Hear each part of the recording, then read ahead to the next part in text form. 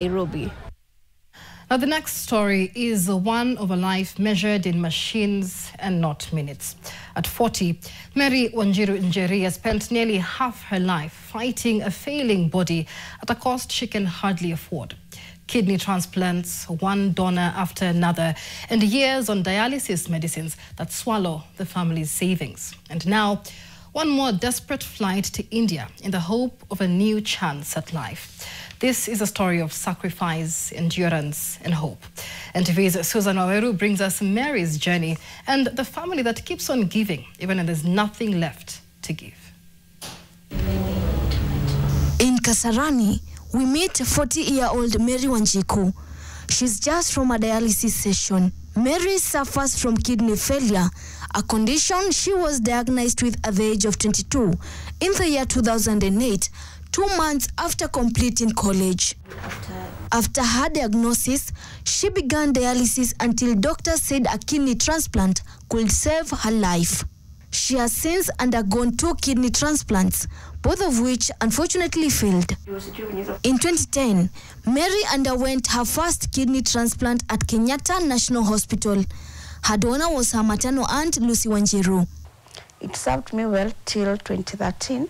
When I started getting some complications, I was told that the previous condition recurred, which the doctors, they're not so sure, but they guess it's something called FSGS.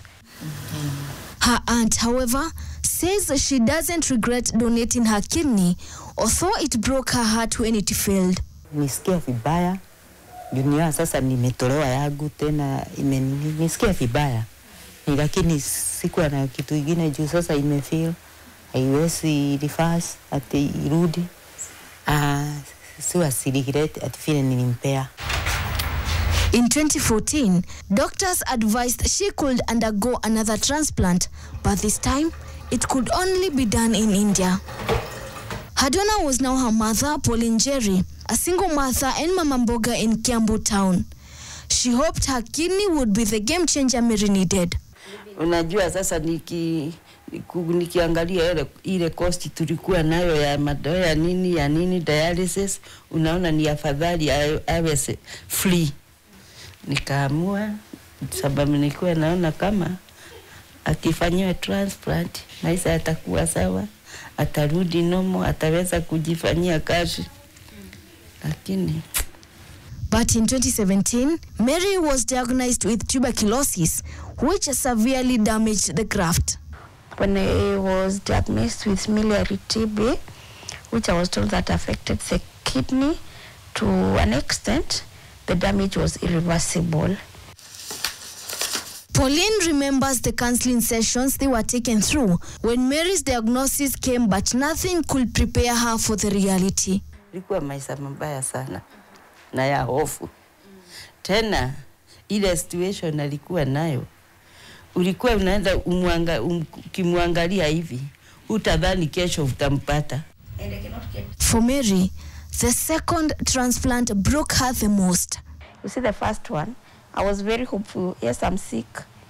I'll get better, you know. But now this time round, you know exactly where you are going back to.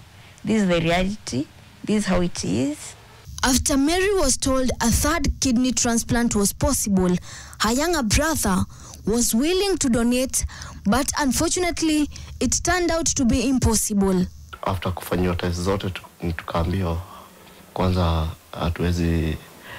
siwezi tolewa as much juu ya hatari zangu ni dogo.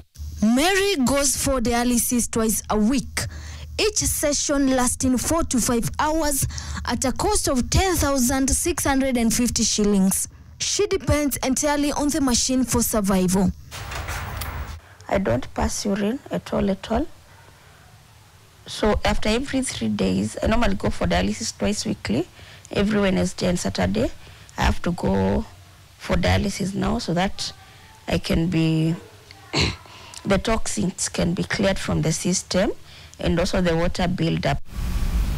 Dr. Jonathan Wala, a nephrologist and Mary's doctor, explains why Mary's transplanted kidneys might have failed. So the immune system says, this is not me, The same way it says when it sees a bacteria or a virus or a fungus in your body, it says this is not me. Therefore, the immune system rejects that kidney. Now, patients take medicines to suppress the immune system so that they don't get rejection. But some of these medicines also can cause a slight degree of kidney problem. The last thing is that the same disease that caused the kidney problem can still cause the kidney failure in the transplant kidney. As Mary looks forward to her third transplant in October, she must undergo a process by the name plasmapheresis to remove antibodies and a nephrectomy to remove one of her 4 kidneys. I'm hopeful, and I believe that that one will be like the game changer at the end of it. And I believe it's going to serve me for long, and that I will never need another kidney transplant. The regularity of paying for dialysis services, so the dialysis units can offer good dialysis, good quality dialysis, because if you don't pay them, they take shortcuts, and the shortcuts are shortcuts on people's lives. And the third one, which is most important, the accessibility to transplant. The transplant services have to be accessible, and therefore, as a result, you end up with patients who remain on dialysis, and they have a donor, and they have money, but they fear that when they do transplants, they will not have enough money to sustain that kidney. Mary's journey is not just about a patient's struggle, but the courage of a woman choosing to fight on despite unimaginable pain. Her story is a powerful reminder of the silent and hidden battles many are enduring and the urgent need for lasting solutions. Susan Oweru, NTV, Kasarani, Nairobi.